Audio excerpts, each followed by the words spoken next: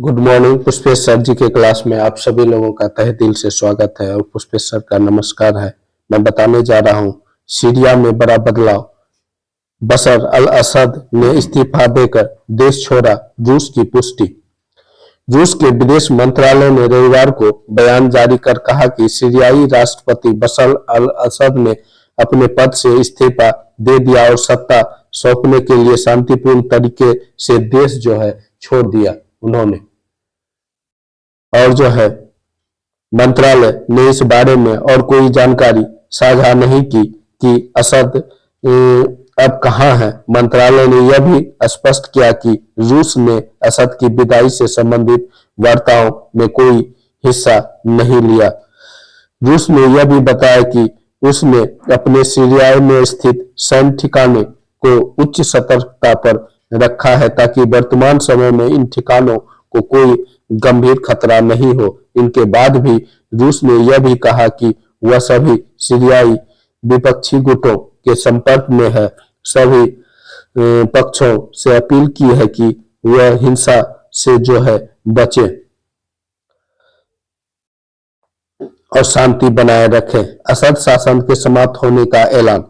Syria की राजधानी दमिश्क में विद्रोहियों के घुसने और राष्ट्रपति बशर अल असद के देश छोड़ने के बाद सत्ता विद्रोही गुटों के हाथ में आ गई है। सेना ने सरेंडर के साथ ही सीरिया में असद परिवार के 50 साल के शासन का अंत हो गया। सीरियाई विपक्षी युद्ध निगरानी संस्था के प्रमुख ने असद के देश छोड़ने की पुष्टि की। इसके बाद सीरियाई सेना कमांडर ने भी असद शासन के समाप्त होने का ऐलान किया। विद्रोही गुटों ने इसे सीरिया के लोगों की बड़ी जीत बताई। अबू मोहम्मद अल जुलानी सीरिया में सबसे अहम चेहरा है। सीरिया राज्य टीवी ने भी विद्रोही गुट हयात तसीर अल शाम के एक संदेश जारी किया जिसमें कहा कि बशर अल असद सरकार को उखाड़ फेंक दिया गया है, सभी बंदियों को रिहा कर दिया गया है। संदेश में यह भी कहा गया है कि अब सीरिया में असद की सरकार नहीं है, दमिश्क अब स्वतंत्र है। विद्रोही गुट HTS के प्रमुख अबू मोहम्मद अल जुलानी फिलहाल सीरिया में सबसे अहम चेहरा है और जुलानी की अगुवाई में ही असद का तख्ता पलट हुआ है। सत्ता ट्रांसफर की घोषणा। दमिश्क में कब्जे के बाद अब अबू जुलानी के नेतृत्व वाले विद्रोही गुट HTS ने कहा कि बशर अल असद के देश छोड़ने के बाद सार्वजनिक संस्था की बागडोर अब प्रधानमंत्री गाजी जलानी संभालेंगे।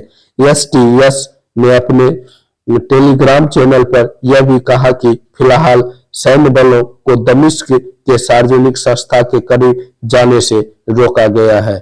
सीरिया के प्रधानमंत्री गाजी जलानी ने भी यह बयान जारी किया करते हुए शासन की बागडोर शांतिपूर्ण तरीके से विपक्ष को सौंपने की बात कही। उन्होंने कहा, मैं अपने देश से प्यार करता हूं और कहीं नहीं गया हूं। जलानी ने सीरियाई नागरिकों से अपील की वे सार्वजनिक संपत्ति को नुकसान न पहुंचाए और सब मिलकर देश के विकास की दिशा में आगे बढ़े। सीरिया में भारी उथल पुथल।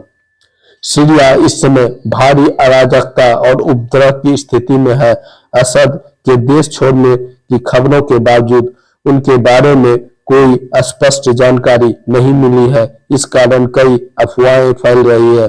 दमिश्क हवाई अड्डे को खाली कर दिया गया है, सभी उड़ानें रोक दी गई है जिसके कारण सीरिया का दूसरे देशों से संपर्क टूट गया है। विद्रोही गुटों ने दमिश्क के सेदनावा सैन्य जेल में घुसकर वहां से कैदियों को रिहा किया जिससे अराजकता और बढ़ गई। सीरियाई सेना फिलहाल कहीं नजर नहीं आ रही है और विद्रोही गुटों के अधिकांश सड़कों पर अपना कब्जा जमा लिया है।